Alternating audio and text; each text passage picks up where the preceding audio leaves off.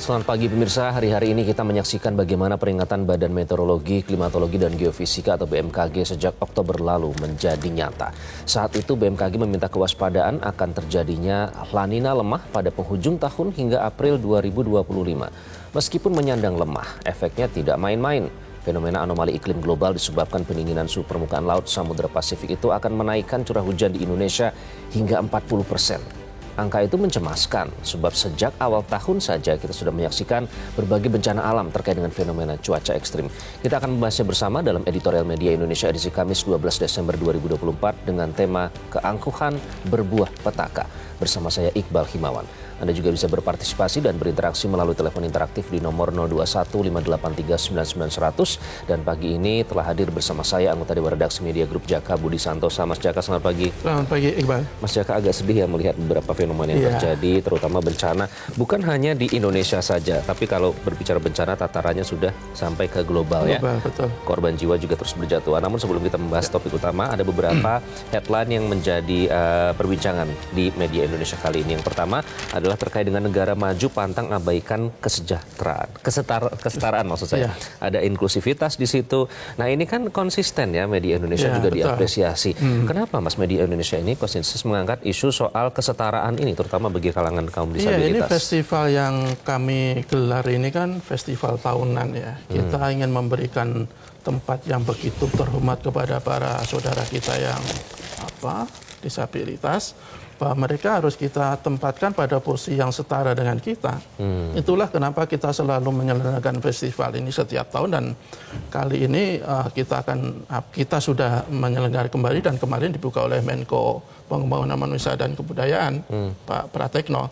Jadi Pak Pratekno itu mengatakan bahwa negara maju bukan semata dilihat dari gedung yang menjulang tinggi, pendapatan yang besar, tetapi bagaimana memperlakukan seluruh warga negaranya dengan setara.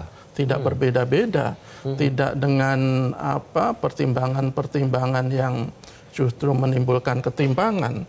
Jadi ini yang selalu kita dorong, selalu kita tekankan, dan selalu kita ingatkan kepada seluruh pihak, terutama pada negara, bahwa ya masih banyak sebagian warga kita, sebagian anak bangsa kita yang belum mendapatkan posisi yang setara dengan kita yang normal. Siapa saja yang bisa berkolaborasi Mas untuk mewujudkan itu? Betul, dan ini sebenarnya bukan hanya tugas negara untuk memberikan tempat terhormat kepada para disabilitas. Kita semua punya kewajiban untuk itu, dan kami media Indonesia selalu memberikan semangat, memberikan energi untuk terus meningkatkan keinginan kita, komitmen kita dalam memberikan kesejahteraan atau paling tidak membuat mereka tidak diperlakukan secara timpang.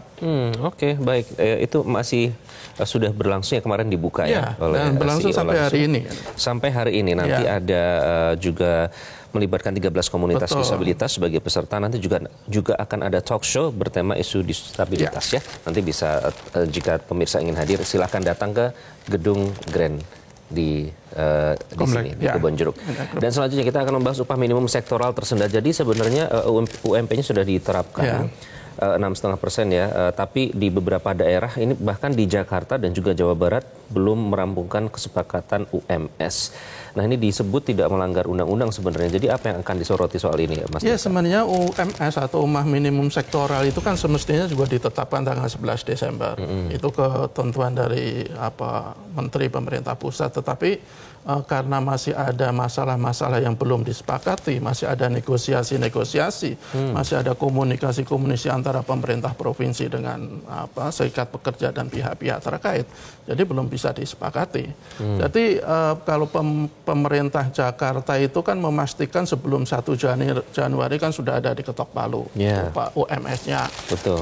Pemprov Jawa Barat sampai sekarang juga belum menetapkan UMS, meskipun UMP sudah, DKI juga sudah UMP. Tetapi yang pasti yang kita inginkan agar nanti UMS itu betul-betul ya ada titik temu antara pemerintah dengan pihak-pihak terkait, sehingga apa yang ditetapkan betul-betul bisa diterima oleh semua pihak. Kita kan tentu juga cukup mengapresiasi ya, seperti yang dilakukan oleh beberapa serikat pekerja, bahwa UMP 6,5% kenaikan itu kan angka kenaikan yang moderat. Artinya baik pemerintah maupun pengusaha dan pekerja itu paling tidak juga punya cara pandang yang sama, tidak ada yang menolak habis-habisan, tidak ada yang menerima dengan begitu genggam begitu, tetapi paling tidak ada kesepakatan yang hampir setara lah antara pihak-pihak yang berkepentingan dalam kasus ini. Berarti tugasnya mencari titik temu antara pekerja dan pengusaha ya Mas? Karena di sini pekerja meminta 13 sektor, pengusaha hanya mengajukan 5 sektor. Ya, makanya nanti ini tugas dari pemerintah untuk mempertemukan negosiasi ini kan antara pekerja dan pengusaha. Dan kita berharap sebelum 1 Januari itu sudah ada titik temu, sudah ada titik kesepakatan sehingga untuk 2025 bisa segera diberlakukan. Oke, dicari negosiasi yang paling tepat. Tapi yang tidak boleh dinegosiasikan adalah kasus hukum. Terkait dengan MK, cegah konflik kepentingan saat tangani sengketa itu juga menjadi headline. Ada 2 nama di situ yang disoroti, Anwar Usman dan juga Arsul Sani. Ini kan kita agak trauma aja masih kejadian yang bergulir sampai sekarang itu kita tentu masih ingat sekali. Nah, mengapa ini terus diingatkan, Mas Jaka? Ya, kita mengingatkan bahwa Mahkamah Konstitusi, para hakim konstitusi itu harus betul-betul bebas dari konflik kepentingan. Tidak boleh 1% pun mereka bisa berpihak pada pihak-pihak tertentu. Dan kalau kita lihat ada potensi konflik kepentingan pada 2 diri hakim kan. Pertama adalah Anwar Usman karena dia keponakannya adalah Ketua Umum PSI, partai yang dalam pilkada ini mencalonkan banyak calon kepala daerah yang sengketa hasil pilkadanya nanti akan ditangani oleh MK. Satu lagi adalah Arsul Sani. Arsul Sani kan sangat dekat dengan P3. Jadi harus ada mekanisme yang betul-betul baik agar kedua hakim ini tidak menggunakan kekuasaannya demi membela kepentingan tertentu. Kalau di mekanisme pileg misalnya, itu hasil MK itu kan Pak Anwar Usman tidak boleh menangani kasus sengketa karena dia punya konflik kepentingan. Kalau Pak Arsul Sani boleh masuk ke majelis hakim tetapi tidak boleh memutuskan perkara. Nah, mekanisme yang harus betul-betul dimatangkan oleh MK sehingga nanti dalam menyidangkan atau memutus hasil sengketa pilkada itu betul-betul tidak ada konflik kepentingan lah di situ. Jadi publik itu betul-betul bisa diyakinkan bahwa MK itu betul-betul berdiri di atas keadilan, bukan di atas kepentingan tertentu. Oke, dan lagi-lagi harus memperhatikan etika atau etis ya, Mas, karena kita lagi-lagi masih agak trauma dengan beberapa pihak berkuasa yang mengutak-atik etis. Baik, itu yang menjadi headline terkait dengan di Indonesia hari ini. Namun yang terutama kita adalah tadi mekanisme yang juga harus diperhatikan adalah mekanisme mitigasi bencana. Keangkuhan berbuah petaka. Jadi bukan hanya di Indonesia, bahkan di beberapa negara lain ini perubahan iklim itu nyata.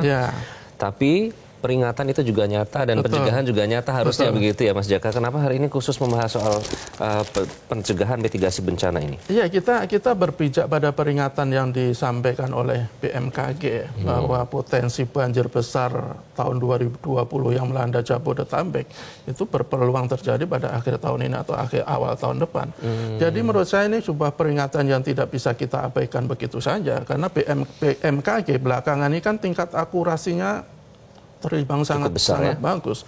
Kalau ketua BMKG itu Dwi Korawati itu mengatakan sekitar 80-85%. Bahkan kepala Basarnas itu menyebut tingkat akurasi prediksi atau perakiraan BMKG itu sekitar 95%. Jadi ketika BMKG sudah memberikan peringatan, ya semestinya semua pihak betul-betul melakukan antisipasi yang maksimal.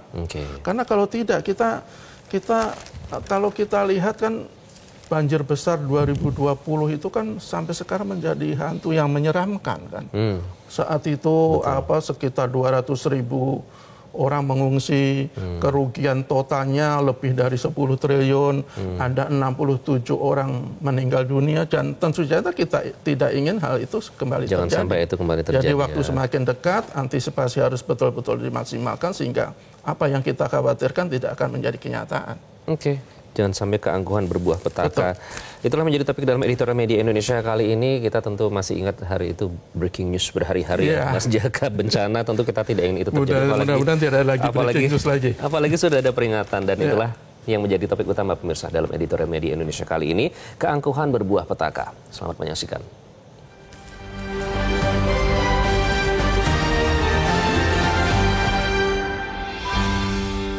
Keangkuhan berbuah petaka.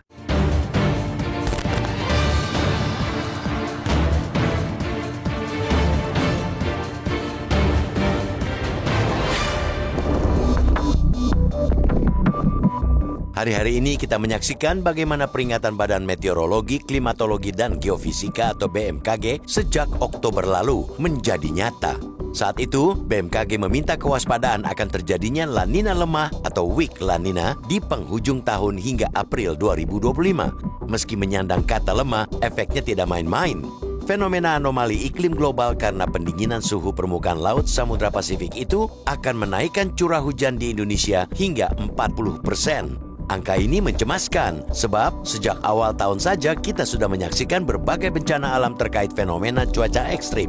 Badan Nasional Penanggulangan Bencana atau BNPB mencatat ada 1.200 bencana alam di Indonesia selama 1 Januari hingga 1 September 2024. Itu mencakup 750 banjir dan 88 tanah longsor. Maka tidak aneh jika di penghujung tahun ini bencana hidrometeorologi seolah menggila. Namun, bukan hanya bertambah dalam jumlah, skala daerah kejadian juga membesar. Lihat saja banjir bandang yang terjadi di Sukabumi, Jawa Barat pekan lalu.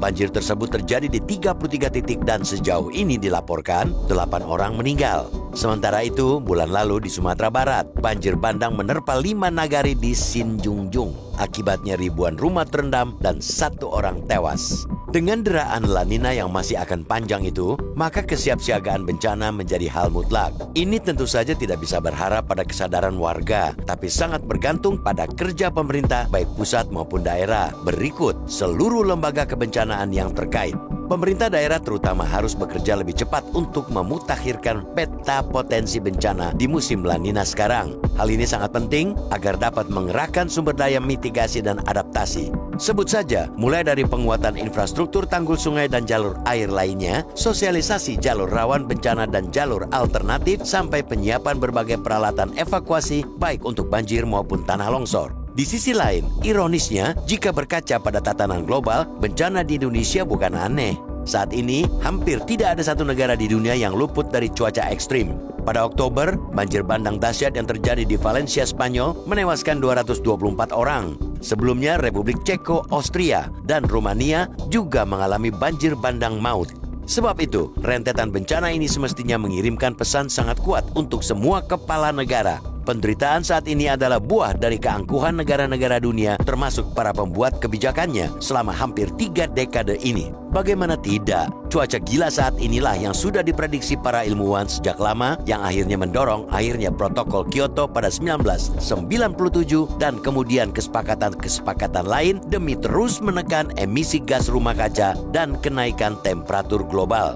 Keangkuhan negara-negara di dunia, terutama negara maju, membuat komitmen protokol Kyoto semestinya dicapai pada 2012, namun gagal. Nasib serupa juga dialami kesepakatan Paris yang dibuat pada 2016. Kesepakatan itu bertujuan menahan kenaikan suhu global di bawah 2 derajat Celcius dan dengan upaya keras menjaga kenaikan suhu paling tinggi 1,5 derajat Celcius dari suhu pra-industri. November tahun lalu, untuk pertama kalinya rata-rata suhu global telah melewati 2 derajat Celcius. Maka sesungguhnya janganlah heran jika saat ini bumi dan seisinya seolah mengamuk. Inilah saatnya Indonesia harus makin keras bersikap di tatanan global. Sebab meski bumi ibarat kapal bersama, derita yang ditanggung tetap tidaklah sama. Negara-negara kepulauan seperti Indonesia adalah negara-negara dengan dampak-dampak terparah dari perubahan iklim. Oleh karena itu, tidak hanya meningkatkan kesiapsiagaan di dalam negeri, pemerintah Indonesia harus semakin mendorong berbagai komitmen penurunan emisi oleh negara-negara di dunia. Segala langkah progresif yang telah dilakukan pemerintah di perundingan-perundingan multilateral semestinya juga dibawa dalam kesepakatan-kesepakatan bilateral. Sudah saatnya semua kerjasama internasional yang dilakukan pemerintah menggunakan kacamata mitigasi dan adaptasi perubahan iklim.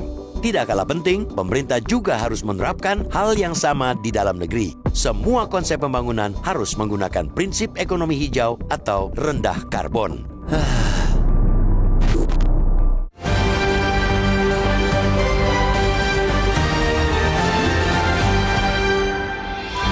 Keangkuhan berbuah petaka, itulah yang menjadi topik utama dalam editorial Media Indonesia kali ini. Nanti kami akan undang Anda untuk berpartisipasi melalui 021-583-9900, namun kami harus jeda terlebih dahulu. Tetaplah bersama kami.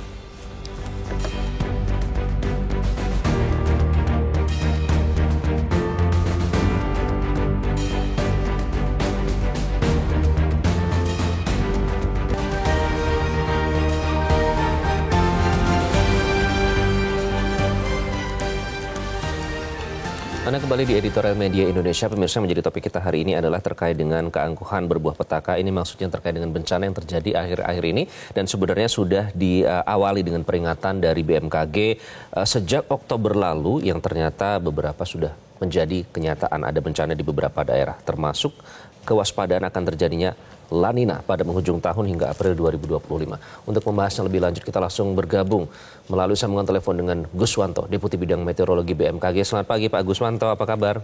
Selamat pagi Bung Ifal, alhamdulillah sehat. Sehat, semoga sehat selalu dalam cuaca yang seperti ini ya Pak Guswanto. Peringatan sudah dikeluarkan oleh BMKG. Ini pada saat itu sejak bulan Oktober ya. Nah, Anda melihat yang terjadi saat ini, apakah memang ini berarti kita masih harus terus waspada sampai April 2025 atau ada hal lain yang perlu diwaspadai? Baik, Bung Iqbal. Jadi memang La Nina lemah ya. Artinya pernah saya sampaikan bahwa La Nina itu saat ini seolah malu-malu gitu untuk muncul itu, tidak tegas, dia sampai moderate atau apa ya. Namun kita perlu mencermati hal yang lain, yaitu misalkan kita lihat puncak musim hujan saat ini kan memang yang dipengaruhi La Nina lemah tadi ada terjadi dua bagian. Yang pertama, November Desember ini kan Sumatera, Pulau Jawa, pesisir selatan dan Kalimantan sudah terjadi ya. Kemudian nanti Januari, Februari itu Lampung, Jawa bagian utara, bagian kecil dari Sulawesi, Bali, NTT dan sebagian besar Papua. Nah, ini konsisten. Saya bermain saja bahwa ini masih relevan, masih update. Kemudian ada hal lain yang perlu kita cermati, yaitu sejak Desember ini ya angin monsun barat ini mulai konsisten, mulai dominan ya. Artinya ini juga berdampak akan munculnya awan-awan konvektif yang menyebabkan hujan di wilayah Indonesia. Kemudian yang ketiga itu ada fenomena munculnya tekanan rendah ataupun bibit siklon tropis di wilayah belahan bumi Indonesia bagian selatan. Jadi khususnya Samudra Hindia, barat Sumatera maupun selatan Jawa. Nah, saat ini juga saya melihat masih ada 93 S ya dan 91 S ya. Ini masih ada. Ya. Oke, Pak Guswanto, kalau kita melihat ya beberapa bencana yang terjadi akhir-akhir ini yang memakan korban. Ada di Sukabumi, Jawa Barat, 8 orang meninggal. Kemudian di Nagari bulan lalu ya di Sumatera Barat juga 1 orang meninggal di sana. Apakah ini memang sesuai dengan map atau peta yang sudah dikeluarkan oleh BMKG? Iya, ya kalau kita lihat ya ini cukup sesuai. Artinya begini. Kalau kita lihat kemarin, kita prediksi, kita berikan peringatan ini, kan BMKG di dalam memberikan peringatan ini itu bertingkat ya Mas Iqbal. Mulai dari 6 bulan musimnya, kemudian ada 3 bulan, ada 1 bulan, kemudian ada 1 minggu untuk cuaca, baru kemudian lagi kita berikan lagi 1 hari, dan paling mepet itu adalah 0 sampai 6 jam yang kita namakan no casting. Nah, pada waktu tanggal 3, tanggal 4 itu kami BMKG Bogor itu yang memiliki wilayah kerja Sukabumi itu sudah memberikan peringatan ini sejak tanggal 3. Ada sekitar 8 peringatan ini yang diinformasikan di sana, yaitu akan terjadi hujan lebat hingga ekstrim ya. Memang betul pada waktu itu terjadi 2 fenomena yang bersamaan. Yang pertama yaitu adanya bibit siklon tropis 99S yang berada di barat daya daripada Banten atau Satu lagi adalah ada namanya MCC atau Mesoscale Convective Complex, yaitu awan hujan yang begitu tebal di atas sana. Dan ini pun juga terjadi beberapa 2 hari yang lalu ya, ini memanjang juga di Jawa Tengah ya. Ini juga alhamdulillah ini perakiraan ini cukup ataupun peringatan dini cukup terkumpul. Akurasinya tinggi begitu ya Pak ya, karena memang sesuai dengan prediksi yang sudah dikeluarkan. Oke, kemudian terkait dengan koordinasi antar lembaga Pak, karena kan tentu kita berbicara tentang mitigasi ya, penanganan bencana dalam hal ini BPBD di daerah masing-masing. Nah, jenis sinergi atau koordinasi seperti apa Pak yang dijalin? Karena kan peta bencana ini sebenarnya sudah dimiliki ya oleh teman-teman dari BPBD. Sinergi seperti apa Pak yang dijalin dengan BMKG? Sinergi yang saat ini yang terjadi antara BMKG di daerah dengan kawan-kawan stakeholder di daerah, mereka saling berkoordinasi di dalam beberapa grup ya. Misalkan kita lihat melalui WA Group. Di sana peringatan dini itu di-share ya kepada BPBD yang ada ataupun SAR ataupun komunitas yang ada di WA Group itu. Dan ini kita berharap menjadi media penyambung antara stakeholder di daerah kepada masyarakat ataupun komunitas-komunitas masyarakat, ini kita harapkan masuk ya. Ini yang perlu diperkuat karena masih ada 1-2 yang bolong kalau kita lihat ya. Artinya bahwa apabila kita memberikan peringatan ini kemudian di-share di WA Group di daerah itu, mohon teman-teman di daerah juga kalau bisa meneruskan kepada daerah-daerah yang akan mendapatkan peringatan ini. Misalkan seperti saat ini, Bung Iqbal, kalau kami lihat di peringatan dini no casting kami, ada sekitar yang aktif ya, ada sekitar 11 provinsi yang aktif peringatan dininya. Kalau boleh saya sampaikan, Sumatera Utara, Kepulauan Riau, Bengkulu, Jawa Tengah, Istimewa Yogyakarta, Bali, Nusa Tenggara Barat, Sulawesi Selatan, Sulawesi Tenggara, Gorontalo, dan Sulawesi Utara. Nah, ini biasanya berbekal dari peringatan dini no casting ini, teman-teman BMKG di daerah akan membuat infografis dan memberikan penjelasan bahwa terjadi misalkan hujan lebat hingga sedang, kilat dan petir ataupun angin kencang. Nanti jam berapa sampai jam berapa? Wilayahnya di mana? Ini yang perlu mendapatkan support bahwa ini harus di-share. Kalau terjadi kan berarti kita perlu betul-betul mengantisipasi gitu. Itu cukup detail ya Pak data yang diberikan oleh BMKG kepada teman-teman di daerah ya berarti?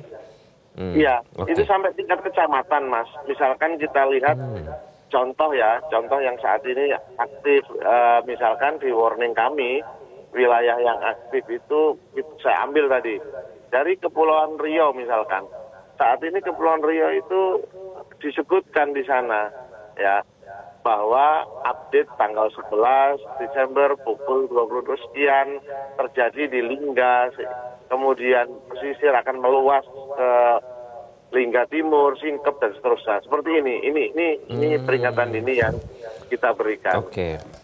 Baik, early warning itu artinya sudah dilaksanakan. Pak, ke depannya saya penasaran, karena kalau melalui WhatsApp group saja kan kok rasanya kurang gimana ya, kurang cepat, kurang untuk penanganan lebih lanjut begitu Pak. Apakah ada ke depan nanti dibuat semacam aplikasi atau sistem yang terintegrasi begitu Pak, supaya lebih cepat seperti di negara-negara lain?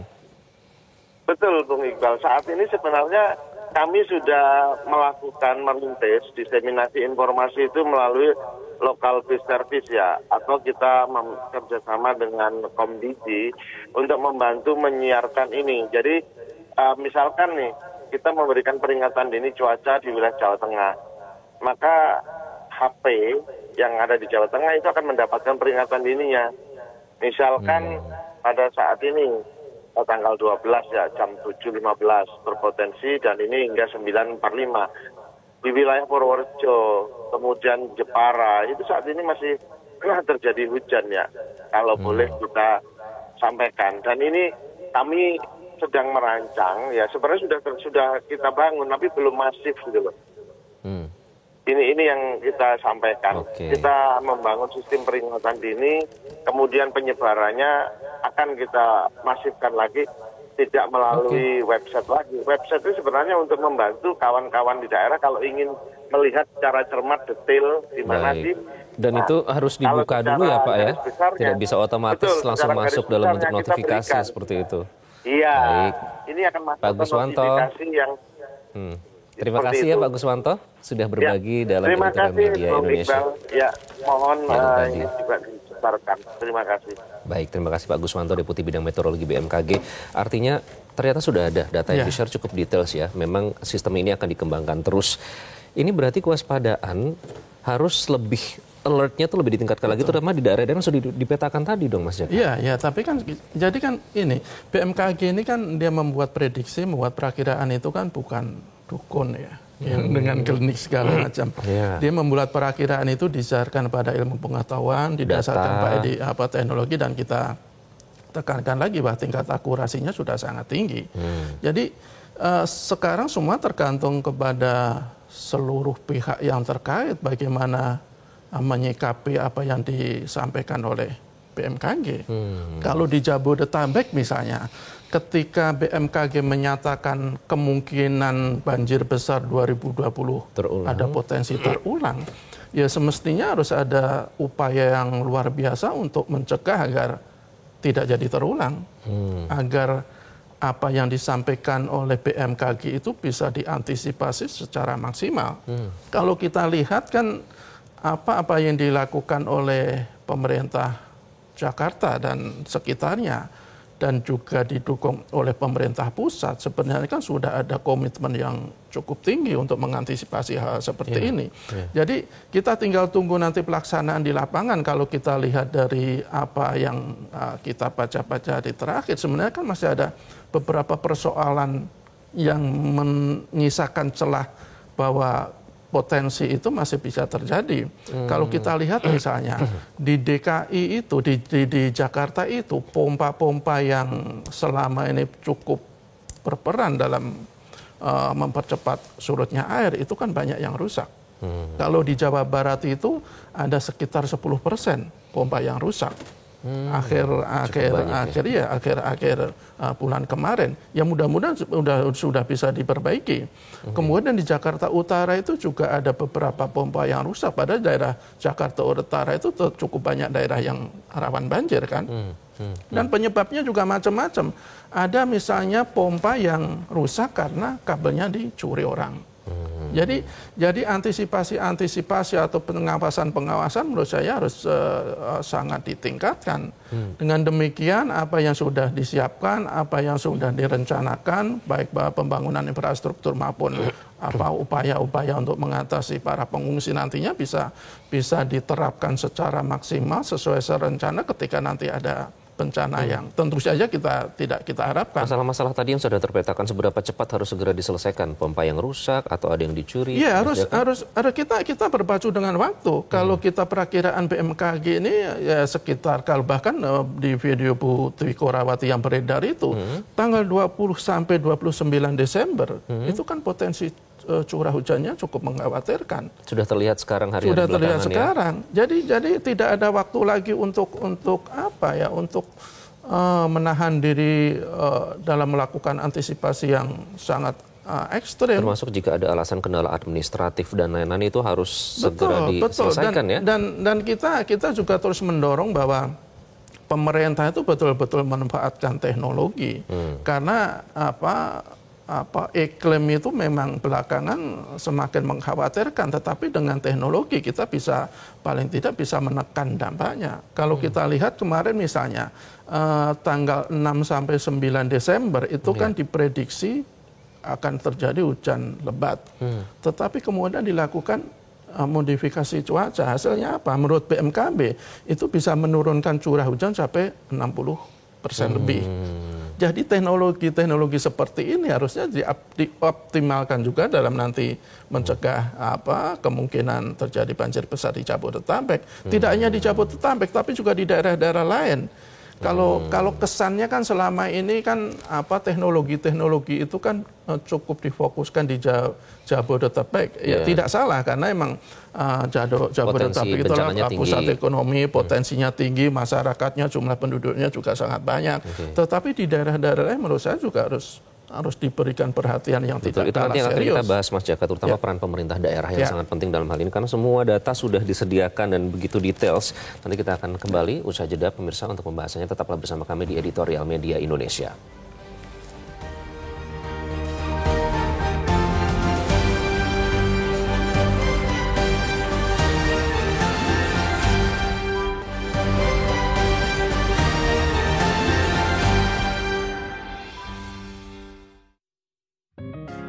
Media Indonesia mengajak Anda untuk mengakses fitur premium e-paper.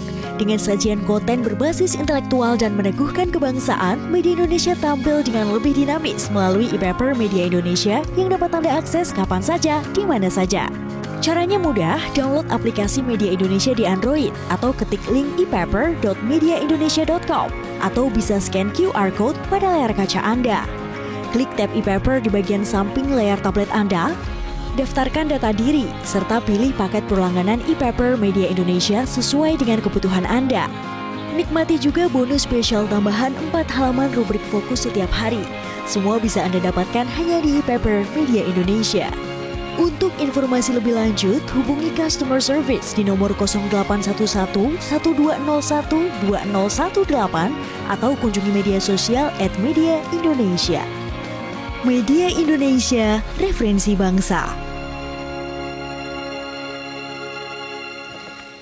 Anda kembali di Editorial Media Indonesia. Pemirsa, masih membahas terkait dengan bencana dan mitigasi yang harus dilakukan supaya tidak kembali memakan korban. Dan saat ini sudah terjadi di beberapa daerah. Kita akan sapa pemirsa yang sudah bergabung melalui sambungan telepon untuk memberikan opini. Yang pertama ada Pak Edward dari Curug Bengkulu. Pak Edward, selamat pagi. Selamat pagi, Mas Ratifi. Baik, silakan Pak Edward. Bagaimana Anda mengamati terkait dengan bencana yang terjadi dan soal mitigasi yang harus dilakukan? Kita bersyukur di era kita sekarang itu teknologi sudah sangat canggih. Sehingga prediksi tentang bencana alam, walaupun tidak pasti, tetapi banyak kenyataan bahwa itu memang terbukti. Itu sudah bisa mitigasi dari awal. Tinggal sekarang bagaimana mengantisipasi hal-hal supaya tidak lebih parah. Untuk menghindari bencana alam ini, seperti banjir kita nggak mungkin.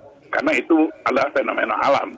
Tetapi bagaimana meminimalisir bencana ini sehingga tidak banyak memberikan kerugian yang berdampak baik korban nyawa maupun korban fisik. Nah, ini perlu diantisipasi. Saya mendengar informasi tadi, daerah-daerah yang rawan banjir, contohlah Jakarta, itu ada beberapa pompanya yang rusak. Itu betul-betul harusnya bukan cuma diperbaiki, ditambah kapasitasnya pompanya. Karena dengan pompa yang ada selama ini kita lihat Jakarta itu banjir. Ini daerah saya daerah pegunungan, Pak, di daerah Curug Bengkulu ini. Sehingga kalau kami mau keluar kota, itu melewati lereng-lereng gunung yang tertinggi, tebing-tebing tinggi. Nah, ini pemerintah harusnya jangan lagi. Ada beberapa kali harus jalannya longsor gitu. Kenapa tidak dipapas sebelum-sebelumnya? Ini kira-kira mungkin masukan saya perlu diantisipasi oleh pemerintah. Yang di pinggir-pinggir gunung, Mbak, pohon-pohon yang condong itu kan ada korban mobil ditimpa pohon gitu kan. Nah, ini harusnya sudah diambil tindakan sebelumnya. Karena kita sudah tahu ini bahwa bakal ada fenomena alam, bahwa bakal terjadi bencana karena angin, La Nina dan macam-macam lagi bencana ya berakibat banjir. Nah, ini mudah-mudahan pemerintah yang sekarang jangan cuma terfokus membangun infrastruktur.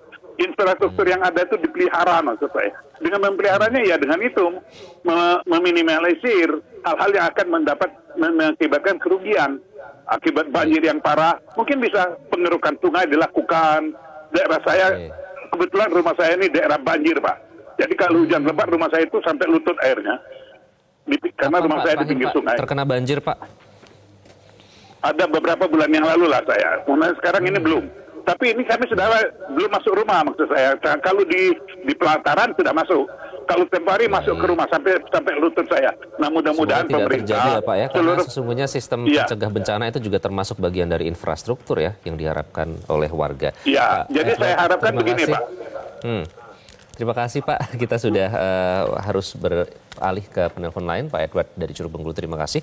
Selanjutnya ada Pak Melki dari Jayapura. Pak Melki, selamat pagi. Ya, selamat pagi editorial dengan saya Melki di Jayapura. Baik, silakan Pak Melki. Iya, ini kan yang apa namanya bukti atau nyata dari apa yang dibilang judul Metro TV pagi ini keangkuhan berbuah petaka. Saya pikir apa namanya revolusi mental ini harus benar-benar Pak Presiden yang baru harus bisa menjalankan lebih baik sehingga kita punya pengelolaan lingkungan ini lebih baik. Karena apa yang hari ini kita lihat yang terjadi kejadian alam ini ada aksi daripada reaksi yang kita buat. Saya lihat lingkungan ini kan sudah rusak. Kebetulan saya di Papua ini yaitu kita punya hutan alam ini kan sudah dirusaki. Okay. Pengamatan Anda apakah hutan yang dirusak itu menimbulkan bencana Pak di sana Pak? Ya, kerusakan hutan ini kan berpengaruh kepada ini kan, kepada perubahan lingkungan kan, perubahan cuaca, perubahan apa segala ini kan ya. Dampaknya terjadi perubahan iklim kan. Oke. Itu yang mungkin harus ada perbaikan dari instansi teknis terkait. Departemen Kehutanan harus memperbaiki pengelolaan hutan, manajemen yang lebih lestari. Jangan hanya kita merubah aturan tapi implementasi di lapangan ini hancur Pak. Ini pengelolaan hutan di Papua ini rusak. Hari ini legal loginya tinggi sekali masih terjadi Pak. Kalau kayu itu dikeluarkan secara ilegal berarti kan tidak ada pajak. Bagaimana kita mau merehabilitasi hutan dan lahan itu susah Pak. Itu ya mungkin masukan buat saya Pak. Terima kasih. Baik, terima kasih Pak Melki di Jayapura. Jadi jangan sekedar aturan tapi implementasi di lapangan juga harus dikuatkan. Selanjutnya kita ke Cilegon. Ada Pak Izhar di sana. Pak Izhar, selamat pagi. Selamat pagi Pak Iqbal, selamat pagi Pak Jaka. Baik, silakan Pak Izhar. Ya, pertama saya setuju dengan komentar yang dua tadi. Saya ingin berkomentar mengenai industri hijau ya, dan ekonomi hijau. Saya berharap Indonesia itu betul-betul serius berpartisipasi gitu untuk secara global gitu, karena efeknya yang paling besar itu ya Indonesia seperti yang disampaikan oleh narasi awal tadi ya. Tentu saja keseriusan itu harus diperlihatkan dengan perangkat undang-undang, perangkat hukum gitu ya. Kemudian betul-betul ada roadmap-nya seperti apa untuk Indonesia itu. Kemudian harus ada sosialisasi yang masif kepada rakyat Indonesia, terutama yang berperan penting dalam untuk follow up-nya. Kemudian yang terakhir mengenai follow up, beberapa kali saya mengikuti seminar mengenai ekonomi hijau atau industrial hijau. Itu kalau kita tanya misalnya renewable industry, kemana fokusnya, nggak ada yang bisa jawab yang dari pemerintah itu. Jadi belum dipetakan gitu, yang mana, mau kemana gitu. Sedangkan kita kan katakanlah ditargetkan 2060. Indonesia itu harus mempunyai inisiatif, jangan 2060, harus lebih cepat gitu, diakselerasi gitu. Karena efeknya paling besar ke Indonesia juga gitu. Betul-betul terlaksana. Seperti misalnya sekarang sudah ada program pasar karbon misalnya, apa ininya, actionnya apa, sudah sampai di mana itu, sosialisasinya ke industri sudah seperti apa, ya sudah sampai di mana, itu yang betul-betul ya harus sosialisasikan ke masyarakat Indonesia. Jangan pernah berpikir mentang-mentang negara kita misalnya ekonomi masih lemah, terus kita tidak bisa berpartisipasi secara intens. Saya berharap dari puncak, dari presiden sampai yang pembantu-pembantunya betul-betul bekerja keras bahwa kita berpartisipasi sebagai masyarakat dunia yang akan mensukseskan seperti misalnya Paris Agreement dan sebagainya itu. Bukan hanya sebagai follower gitu, juga kreator dan betul-betul berpartisipasi. Saya kira demikian. Terima kasih. Terima kasih Pak Izhar dari Cilegon. Mas Jaka, menarik, ini ada cerita langsung ya dari pemirsa, ada yang dari Bengkulu yang ternyata juga menjadi korban. Tentu lebih terasa ya dalam hal ini kalau pernah menjadi korban dari bencana ini. Kemudian dari Jayapura juga menyaksikan sendiri, merasakan sendiri bagaimana alih fungsi lahan yang tadinya hutan seharusnya bisa menjadi fungsi resapan dan nanti berpotensi bencana. Dan terakhir menarik dari kacamata ekonomi, ternyata ada hubungannya di situ. Nah ini artinya kan tadi yang menarik adalah mitigasi itu seharusnya bisa menjadi bagian dari infrastruktur. Ya. Artinya itu sebenarnya bukan menjadi prioritas meskipun bencana itu tidak bisa menunggu lagi. Iya, sebenarnya kan kesannya begini, aparat pemerintah itu kelihatan sibuk ketika mendekati hari H kemungkinan terjadi bencana kan. Jadi ketika BMKG memberikan peringatan, baru mereka bergerak cepat, bergerak serempak. Tetapi pemerintah itu kesannya kurang memperhatikan bagaimana antisipasi jangka panjang. Lalu kita lihat tadi dari Pak Jayapura katanya illegal logging masih marak terjadi di sana. Itu kan berarti tidak ada keseriusan dari pihak-pihak terkait untuk mengatasi itu. Padahal illegal logging, pembatalan hutan itu kan dampaknya kan paling terasa masif, itu ya banjir. Di mana biasanya kalau daerah yang terjadi banjir bandang berarti sudah ada kerusakan ekosistem di situ, kerusakan hutan di situ. Jadi semestinya betul, tidak salah ketika ada upaya masif untuk mencegah bencana ketika ada peringatan dari BMKG, tetapi tidak kalah penting bagaimana mengatasi atau mencegah bencana jauh-jauh hari untuk jangka panjang.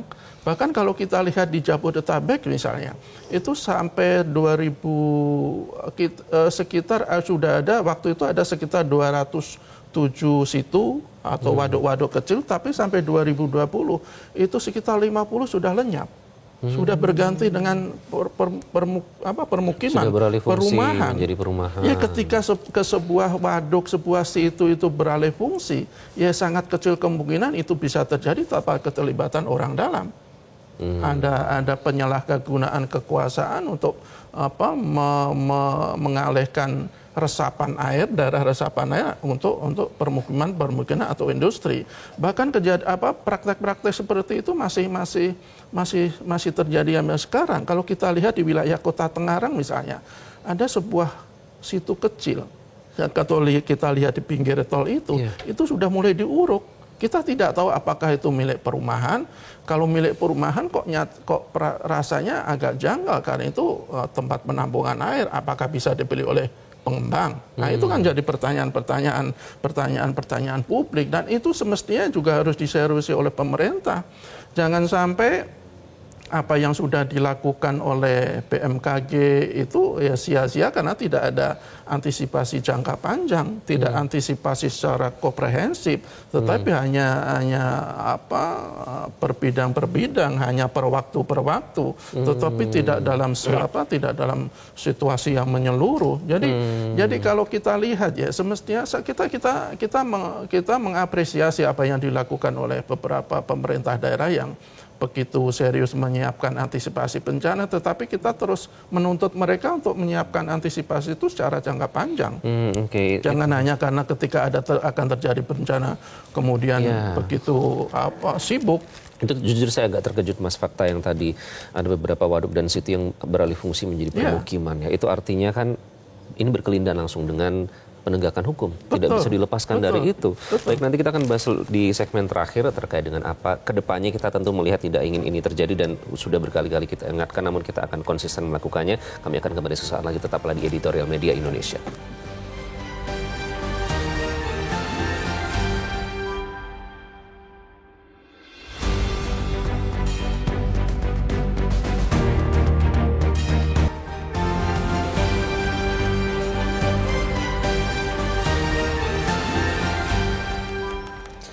Anda kembali di Editorial Media Indonesia. Jadi Mas Jaka, tadi kita sudah mendengarkan semua dan juga sudah membedah apa dalam jangka pendek dan juga panjang untuk kita ini supaya tidak ada lagi petaka yang terjadi karena pihak-pihak terkait tidak mengindahkan peringatan yang sudah diberikan.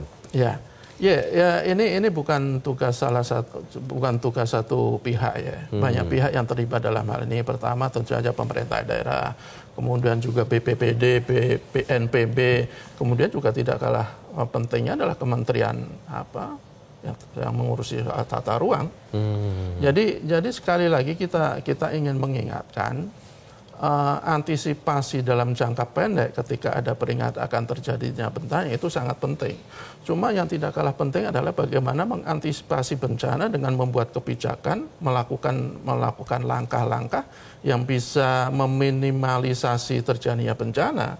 Seperti tadi illegal logging itu harus betul-betul diberantas, dan itu kalau tidak salah menjadi salah satu fokus dari pemerintahan Prabowo kan. Kemudian juga soal alih fungsi lahan yang tadinya resapan air kemudian menjadi perumahan kawasan industri. Jangan ada lagi hal-hal seperti itu terjadi. Bahkan kalau perlu, kalau punya data-data yang lebih yang kuat ya ambil lagi. Itu yang dulu situ-situ sekarang diuruk untuk kawasan perumahan, kembalikan ke kawasan-kawasan untuk resapan air. Dengan demikian apa yang terjadi itu bencana banjir, tanah longsor segala macam itu paling tidak bisa kita tekan. Kalau kita hilangkan sama sekali emang sulit ya, karena kita berhadapan dengan alam. Tetapi untuk meminimalisasinya itu harusnya kita lakukan. Oke, harapan kepada Pak Prabowo tinggi tadi Mas Jaka. Apakah ini kalau dari pucuk pimpinan langsung itu akan seharusnya lebih mudah untuk mendistribusikan perintah itu? Kalau pemerintah pusat itu punya komitmen yang luar biasa untuk menegakkan aturan bagaimana kita memelihara alam, ya saya pikir di daerah-daerah, pemerintah daerah atau pihak-pihak yang terkait itu juga tidak akan berani macam-macam lagi. Dan itu sebenarnya kita harapkan kan. Kita selama ini terjadi banyak bencana kan karena keangkuhan seperti yang kita tulis di media Indonesia. Keangkuhan negara-negara maju yang mengabaikan protokol Kyoto, mengabaikan kesepakatan Paris. Itu kan bentuk keakuhan negara-negara yang selama ini merasa paling berkuasa untuk mengabaikan hak-hak negara-negara berkembang atau negara miskin. Tetapi keangkuhan itu juga ada dalam diri pejabat-pejabat kita. Seperti tadi, membiarkan situ-situ menjadi kawasan pemukiman itu kan bentuk keangkuhan, kesombongan jabatan. Jadi ini kontribusi dari semua pihak ya tentunya. Dari pucuk pimpinan di negara ini, tidak hanya di tataran nasional tapi juga sampai ke dunia harus diingatkan terus untuk tetap menaati protokol iklim. Saya sih berharap apa yang disampaikan BMKG akan terjadi bencana besar di Jabodetabek tidak terjadi lagi. Dan harapan itu menurut saya kok tidak berlebihan, karena kita sudah punya teknologi modifikasi cuaca. Kemudian sudah ada bendungan Ciawi dan Sukamahi yang kata Pak Jokowi waktu itu bisa mengurangi banjir 30%. Mudah-mudahan menjadi kenyataan lah. Jadi tidak ada excuse lagi, tidak ada alasan lagi ya, karena semua data sudah dikantongi. Mas Jaka, terima kasih. Ya, sama-sama. Sudah memberikan pencerahan di editorial Media Indonesia. Pemirsa, sudah saatnya semua kerjasama internasional yang dilakukan pemerintah menggunakan kacamata mitigasi dan adaptasi perubahan iklim. Tidak kalah penting, pemerintah juga harus menerapkan hal yang sama di dalam negeri. Semua konsep pembangunan harus menggunakan prinsip ekonomi hijau atau rendah karbon. Itulah harapan kita di masa depan yang diimplementasikan oleh pemerintah secara nyata. Terima kasih Anda sudah menyaksikan editorial Media Indonesia. Saya Iqbal Himawan. Terima kasih sudah menyaksikan dan selalu jaga kesehatan Anda. Sampai jumpa.